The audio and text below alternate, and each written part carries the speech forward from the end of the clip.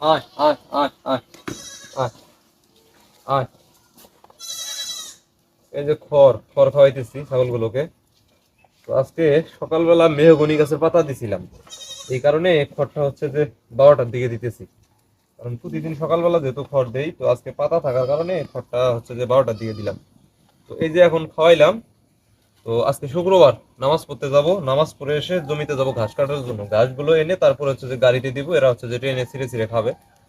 তো ঘাসগুলো খাইতে খাইতে আসরের আজান দিবে আর কি। আসরের আজানের পরে এদেরকে হচ্ছে যে একটু পানি দিব, ফিট ভুসি লবণ এগুলো দিয়ে পানি দিব, এরা খাবে, তারপরে হচ্ছে যে ঘরে উঠে রাখবে। তো এইভাবে খাওয়াইতেছি মোটামুটি।